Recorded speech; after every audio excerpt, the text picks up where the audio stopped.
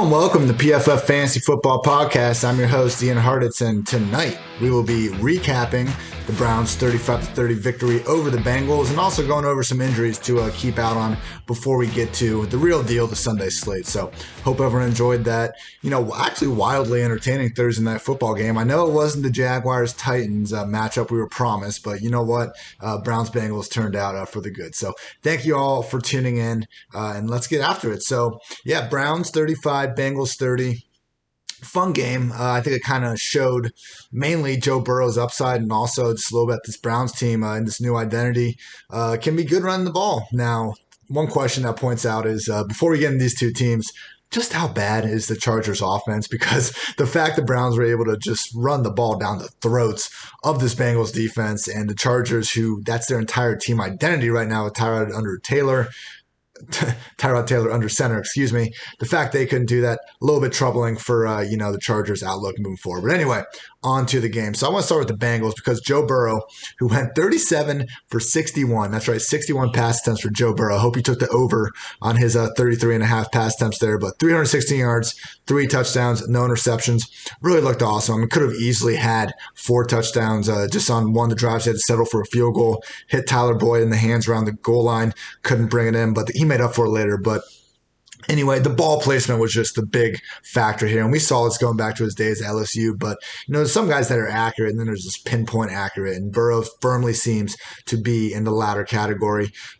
First touchdown, strike to CJ Uzomah, a little flag route, which was just, again, put in a very good spot. Second touchdown, he gets Mike Thomas. Mike Thomas now 1 touchdown due. Michael Thomas 0 for those counting at home. Short one to him from 4 yards out on a slant. And finally, in a little garbage time drive at the end, hit Tyler Boyd in the back of the end zone. Beautiful toe tap from Tyler Boyd. So even though he dropped the one before, made up for it. And so yeah, just the ball placement in general. I mean, he didn't hook up with AJ Green well at all. I mean, to see Green catch only 3 of 13 targets was disappointing, but mostly I think it was kind of on Green. I mean, there were more than a couple occasions where it was pretty tight coverage, but Burrow put it in a spot where Green had a chance to make the catch, wasn't quite able to do it. Didn't look bad per se. I mean, I do just say that, but on the first play of the game, Green kind of got some separation. Burrow put it just a little too far towards the sideline. Green made an awesome diving catch, but just landed out of bounds. So, 13 targets, easily team high. I think we got to go back to the AJ Green bank as a wide receiver too. He did look a little banged up. I mean, I'll admit he doesn't look like he's, 2015, 2016 AJ Green. I heard anything like that, but 13 targets are 13 targets. Denzel Ward had himself a good game, sneaky. I know there were some banged up corners, but Ward did do a good job when he was on Green. I think Green's still going to have some better days ahead. I'm not going to give up on him after this performance just yet. After AJ Green, Drew Sample, number 2 in targets. In these kind of like comeback mode drives, Burrow's just feeding the tight end. I mean, to see Sample get 9 targets and Uzomah 6. Uzomah was carted off the field. We're going to keep an eye on that injury. It was alarming. I mean, 15 targets for Bengals tight ends isn't something we're exactly useful. As Troy Aikman pointed out on the broadcast, 50% of Burrow's college completions went either to the slot or to the tight end position. Obviously, having Justin Jefferson in the slot could force you to do that. But, if Sample is going to keep getting 9, 10 plus targets per week, we're going to have to pay attention to him. And so kudos to him for catching 7 of them for 45 yards. Uzomah had a good game. Hopefully he's not too injured. But yeah, it seems like Burrow might just be a fantasy-friendly tight end whisperer. Elsewhere, Tyler Boyd, 7 catches, 72 yards, and a score on 8 targets. It's unfortunate he had that drop because he had a great game. Otherwise, he's been a guy I haven't been super high on over the years. Maybe it's just a, internal bias against slot receivers or something like that. But he continuously comes up year after year, and I think he's going to be, a borderline wide receiver 2 to upside wide receiver 3 more times than not. Mentioned the Mike Thomas touchdown. T. Higgins came on, actually outplayed John Ross. So if you look at the week 1 snaps, it was really John Ross playing the most, and then AJ Green, and then Tyler Boyd, and then AJ Green, who they were easing in.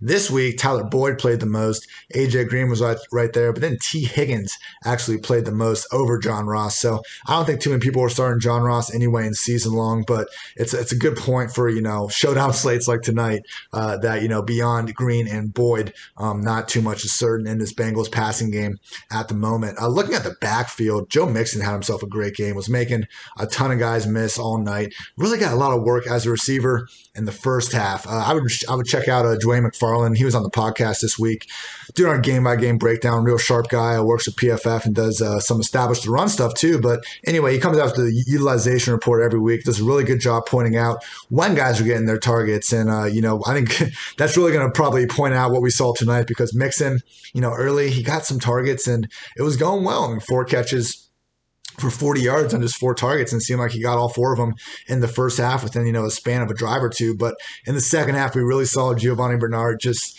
playing all sorts of snaps while they were in comeback mode and, an obvious pass first situations. Gio even had a 4-yard touchdown run reverse, which again, brings up to a point I've made on here before where goal line backs, don't always exist. It's kind of like who's on the field at that time. Once they got off the field, Mixon would be in there to, be the guy you want at the 1-yard line or whatever. But, if it is a situation where Gio's out there and they're in hurry up mode and they get inside the 5-yard line, they're not going to stop everything just to get Mixon the goal line carry. So Mixon was the lead guy. I mean, in the end, he played 44 snaps, but to see Gio right there at 36 behind him, every week when I do my backfield report, one of the main time I list all the backs that have at least 70% of the offensive snaps that week, and Mixon's usually missing from that. It's one of the ones that people always bring up and kind of ask why, and I don't have a good answer because he's perfectly capable of it. Again, top 5 potential in fantasy if he could actually get 4 to 6 targets per week. Unfortunately, don't really see that happening unless Burrow's going to be throwing the ball 60 plus times every week. But Burrow, I've been treating him as a borderline QB1 throughout this process, and one of the reasons was because the Bengals last year were one of just 11 teams, I believe, to throw the ball at least 600 times all season. We saw some of his athleticism.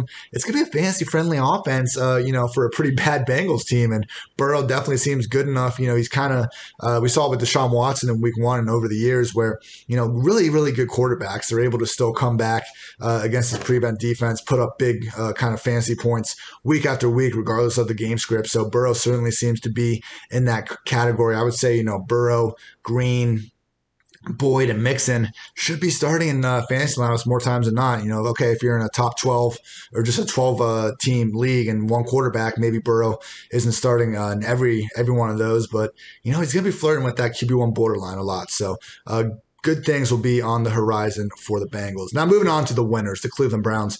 Credit to Baker Mayfield, made some great throws out there. Had one bad interception where we didn't see a safety coming back over the field, but it was a 43-yard touchdown strike to OBJ where, got out to the pocket a little bit, set his feet, threw a strike, and that kind of seemed to be a theme. First 2 plays of the game, they were play action rollouts where, Baker got a chance, set his feet, throw a strike, and he looked good doing it. That's always kind of been the thing with him, play action and the ability to throw on the run. It's great when it happens, but it's the problem with expecting too much fantasy production out of Baker this year is just the reality. This is a run-first offense. I mean, Nick Chubb, 22 carries, Kareem Hunt, 10. I understand they had the positive game script, but I mean, we can see it out there. This Browns offensive line looked great even without Jack Conklin. They were able to move the ball on the ground. Stefanski coming from the QBX system in Minnesota. I think it's pretty clear that Baker Mayfield is kind of in that Kirk Cousins camp where, he's going to have a lot of weeks where we're just going to need him to be efficient as all hell. Otherwise, we're not going to get the sort of fantasy production we want. I mean, 23 attempts, credit to him for completing 16, 219 yards and the 2 scores. But it's just we're going to need more. We're going to need more upside to really start get back to treating Baker as a great fantasy QB. And this was a cake matchup for him to try to get back there. Maybe shouldn't say cake. The Bengals did look good against the Chargers. Maybe the Browns deserve a little more credit than I'm giving them right now. But either way, I'm not budging on Baker Mayfield more or less being an unstartable fantasy quarterback this season, despite this solid performance. With the running game, Nick Chubb looked fantastic, dragging defenders all night. 22 carries, 124 yards, pair of scores. It was funny for me, but for all the Nick Chubb fantasy investors out there, probably not quite as much. But he got stuffed 3 times from the goal line after he got into the end zone. Then they replayed it, and he was down just short. Luckily for him, Burrow did fumble inside his own 5-yard line. Browns recovered, and Chubb punched it in after that. So he ended up getting that touchdown, and credit to him. They got him a short catch early, but still only 1 target for 9 yards. Kareem Hunt was out there, had 2 targets, 2 catches, one of which went went for a touchdown. He was the one that was out there in obvious pass first situations. They continue to rotate, and it's working. I mean, for Hunt to put together 86 yards and a score on the ground himself, it just shows you how good of a pair of running backs the Browns are employing right now. But, the snap disparity, Chubb to have 36 and Hunt to have 20. I just don't understand why Hunt needs to be on the sideline, while we have so many two tight end sets with Harrison Bryant and, Kadero Hodge out snapping Kareem Hunt by 13 snaps. We're still giving away 5 snaps for Rashard Higgins, 3 snaps to JoJo Natson. I mean, Kareem Hunt was playing over 30% of his snaps in the slot or out wide down the stretch last season. It's disappointing to see the Browns really go back to, rarely featuring them on the field as much. I mean, this was literally one or the other was on the field almost all game. So it's unfortunate. I'm going to do some studies this week looking at kind of the Browns offensive EPA when both of them are on the field versus just one. So, maybe there is something I'm missing and they weren't all that efficient when both guys were playing. But it does seem like one of these situations where Hunt has that, super receiving friendly skill set to warrant the extra work to get them both on the field at the same time. Moving on to the passing game, OBJ just absolutely filthy 43-yard score. Had a double move where he just left William Jackson in the dust. He looked great running routes really all game, made some nice moves after the catch where, he's always just been a killer over the years. So awesome game from OBJ. It's still a little bit of a concern about the high-end target share. Again, it's just, it's Beckham and Landry this year. If you think of them like 2019, Thielen and Diggs, I think it helps. And, if Baker can be what Kirk Cousins was last year, these wide receivers could be fine. They can efficiently pick up, big gains like they did, like Beckham was able to do tonight. But you look at the target totals, OBJ only had 6 targets, Landry only had 3. And it's just a problem if we're going to consistently rank both these guys among the top 24 wide receivers. So seems like a situation where Jarvis Landry only 3 targets. He caught all 3 of them. Fair play to him. But you do wonder, is he going to consistently have this high-end target share? So he was playing almost every single snap that Beckham was. I mean, Beckham 39 snaps and Landry right there at 35. So he was out there, but I just wonder if this kind of new look Browns offense can consistently enable Beckham and Landry last year both had over 130 targets. I don't think that's going to happen again in 2020. Austin Hooper, another not great game for, the fantasy faithful out there. 2 catches for 22 yards and 4 targets. Should have had a short touchdown. Baker kind of sailed it out the back of the end zone, so could have been a little bit better. But still, we got Bryant siphoning off a target. Stephen Carlson was out there playing 4 snaps. We'll see if David Njoku reemerges in the future. But yeah, Austin Hooper. I think I ranked him as the tight end 17 going into the season. He got a lot of money. He did really good things last year, but so much of his production last year was with the Falcons trailing. And okay, could he do it in Cleveland? Absolutely. But you look at that Falcons team, and he was their underneath guy. And with the Browns, the underneath guy could very well be Kareem Hunt. Could very well be Jarvis Landry. It's a different offense. I think we're seeing that already with him not getting the high-end targets. And he made several awesome blocks. I mean, he's a great real-life player, but just expecting him to kind of do the things that he was doing, which was in a bad Atlanta team with their offense just playing hurry-up mode all the time. I don't think it's fair to expect that success to replicate in Cleveland. So fun Thursday night game. Happy to see, the AFC North have hopefully 4 entertaining quarterbacks here moving forward. So I want to go on to some injuries now to be on the lookout for. Heading into Sunday, Julio Jones was limited with a hamstring injury on Wednesday and Thursday. I'm expecting him to play through this. If he's tagged questionable, okay, we'll monitor it more. But he has been a guy that's always kind of been nicked up throughout the week before inevitably suiting up Sunday. Right now, Julio number 1, Calvin Ridley number 2 in air yards. Expect a shootout, Cowboys versus Falcons. John Brown was DNP on Wednesday with a foot injury, but then he practiced in full on Thursday, so it sounds like he's fine. Make sure he's still at a full on Friday, but assuming he's good to go, okay, great, because we got Brown and Diggs are apparently a little bit more of a 1A, 1B situation. With Diggs, I think he's still the 1A, but might have overestimated how big that disparity is between them. Not the easiest matchup against Miami, but worth noting both Byron Jones and Xavier Howard on the injury report as well. I don't think they're going to miss the game, but certainly a matchup. The Bills and particularly Josh Allen still capable of winning. Amari Cooper popped up Thursday with limited practice with a foot injury, kind of like Julio. Amari's the guy that's usually on the injury report and ends up playing through it, so wouldn't worry too much about it unless there's an injury designation. A little more concerning is Tyron Smith, the Cowboys left tackle, did not practice Thursday with a neck injury. I mean, Leo Collins is already out. Their backup OT, Cam Irving, is already hurt. We've seen examples in the past where Dak, just kind of crumbles when they can't give him any sort of time, because what quarterback wouldn't to some extent. So, still transitioning from Travis Frederick. I know Zeke is in an absolute smash spot this week, and it's just so chalky. But man, if Tyron's out too, could be a tough situation for that Cowboys offense if they're down. I mean, they've always been riding that amazing offensive line. If you're taking away two of your top three players now, it's troubling. Courtland Sutton has been limited with a shoulder injury. Schefter was saying he was really close last Sunday. You would hope he could be out there. Still not a situation I'm probably looking to invest too heavily in him, though, against that Steelers defense and with the potential for limited snaps. Philip Lindsay back-to-back DNPs to start the week. Sounds like he could be at risk of risking multiple games. Talked about this on the podcast over the week, but I really just think Royce Freeman is going to replace that his spot in the offense, get that close to 40% role. I wouldn't count that as a huge bump up for Melvin Gordon. I think his role stays just about the same. Lions secondary, Desmond Trufant has been practicing with a hamstring injury. Jeff Okudah, their high-end first-round pick, also has a hamstring injury. He's been practicing in full, so it sounds like he'll be out there, but their slot corner is on IR with a hamstring injury. So, a lot of questions this week. Can the Packers continue to replicate that high-end success we saw last week and over the whole season? Okay, maybe we need to rein in the expectations a little bit, but at least this week against three banged-up cornerbacks, yeah, okay, let's fire up all those guys. I have, DeVante, obviously wide receiver 1, and then Lazard and MVS, I think, deserve to be kind of in that borderline wide receiver 3, upside wide receiver 4 conversation in the smash spot. Brandin Cooks was limited in both practices with a quad injury. He was on snap count last week and really didn't seem to want to play him. So I would probably still wait another week before we start trusting him. If we take some DFS start shots, that's fine. But either way, I think Will Fuller is locked in as number 1 in this offense. Duke Johnson also been limited with an ankle injury. Either way, I think David Johnson is just going to continue to have this massive role, 81% snap count last week, and even before the Duke injury, he was dominating touches. Jack Doyle back-to-back did not practice to start the week with an ankle and knee injuries. Maybe Mo Alley Cox season, everyone. Probably not really a season-long option, but only 3,000 on DraftKings. One of these ex-basketball player guys that everyone should be able to get excited about after about 3 minutes of Google research. Also on the Colts, Michael Pittman, toe, and Zach Pascal, ankle, have been banged up. I think this just reinforces that Paris Campbell is the number 2 in this pass game.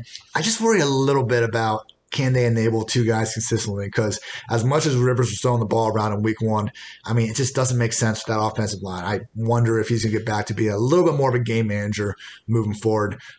Chargers running back Justin Jackson is out with a quad injury, it seems like. So Joshua Kelly solidified as an early down guy. Just note, though, it's not the Melvin Gordon role. The Melvin Gordon role was legit being the 60% snap guy, and Eckler was the one fighting to clear 50%. Eckler was still at 69% last week. I mean, I think Kelly's going to pretty much get the 10 to 12 carries that he had last week and that we saw Justin Jackson get during the first 4 games of last season. So it's a productive role, but calm on, anointing Kelly as a fantasy option, particularly in this week against the Chiefs when we're likely to see a bunch of negative game script. Henry Ruggs did not practice to start the week, which is troubling, trying to get him into your lineups, because if he's questionable going to Monday night, probably going to have to look elsewhere. Number 1 in the league right now in air yard market share. Gruden really dialed up some deep shots in the first 15 plays of that game before Derek Carr inevitably started dinking and dunking afterwards. DeVante Parker with a hamstring injury, back-to-back limited practices. Sounds like he has a real chance to play, though. Preston Williams with a knee injury is fine. He's been full all week. The only thing with Parker, though, is he's got that Tre'Davious White shadow either way. Parker won this matchup last year. He beat Stephon Gilmore last year, too. We're also still talking about, 2 of the probably 3 to 5 best cornerbacks in the entire league. So when you're banged up, that's not the matchup you want.